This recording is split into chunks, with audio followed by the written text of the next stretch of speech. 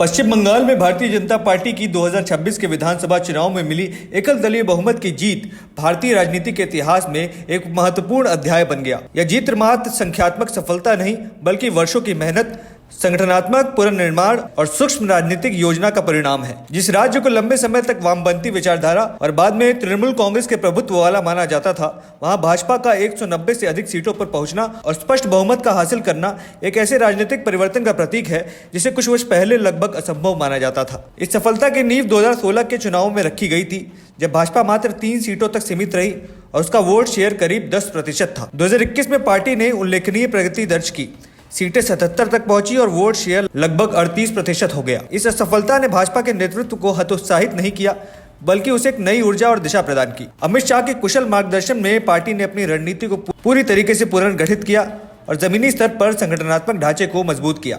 अमित शाह की राजनीति का सबसे बड़ा गुण उनके बूथ स्तरीय प्रबंधन का था। उनका स्पष्ट निर्देश था प्रति बूथ 10 से 15 अतिरिक्त वोटों को जोड़ना। एक औसत विधानसभा क्षेत्र में लगभग 250 से 300 बूथ होते हैं, जिससे पर्याप्त अतिरिक्त वोट मिलकर सीट पलटने में निर्णायक साबित होते हैं। शाह ने राज्य को 5 संगठनात्मक डिवीजनों में विभाजित किया और प्रत्येक डिवीजन में व्यक्तिगत रूप से रात में वहां रुककर कार्यकर्ताओं के साथ समीक्षा की। रात्रिकालीन रणनीतिक सत्र और निरंतर फीडबैक प्रक्रिया इस अभियान की विशेषता रही। बूथ कार्यकर्ताओं और स्थानीय नेताओं से प्राप्त सुझावों को सीधे अभियान संबंधी निर्णयों में शामिल किया गया, जिससे रणनीति वास्तविक जमीनी हकीकतों के अनुरूप और अत्यधिक प्रतिक्रियाशील बन सकी। शाह ने बंगाल में करीब 15 दिन बिताए, जहां उन्होंने केवल जनसभाएं नहीं की बल्कि युद्ध स्तर पर काम किया।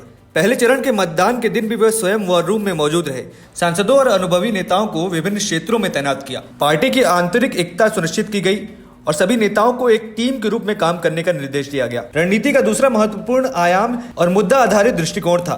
अवैध घुसपैठ को केंद्र में रखकर सीमा सुरक्षा, फेंसिंग और सख्त कार्रवाई का मुद्दा जोरदार तरीके से उठाया। महिलाओं की सुरक्षा, यूनिफॉर्म सिविल कोड, सीएए का क्रियान्वयन, सिंडिकेट राज का अंत और विकास तथा रोजगार के वादे भाजपा के संदेशों का हिस्सा रहे। भय बनाम विश्वास का नारा दिया गया, जिसमें तृणमूल कांग्रेस के शासन को अराजकता और भय का प्रतीक बताया गया, जबकि भाजपा के सुशासन, सुरक्षा और समृद्धि का विकल्प प्रस्तुत किया गया। 2026 के चुनाव में 2 चरणों में मतदान हुए, जिसमें कुल 92.47% का ऐतिहासिक मतदान दर्ज हुआ, जो स्वतंत्र भारत के इतिहास में अब तक का सर्वाधिक प्रतिशत है। इस उच्च मतदान ने जनता की भागीदारी और भाजपा के प्रति बढ़ते विश्वास को रेखांकित किया।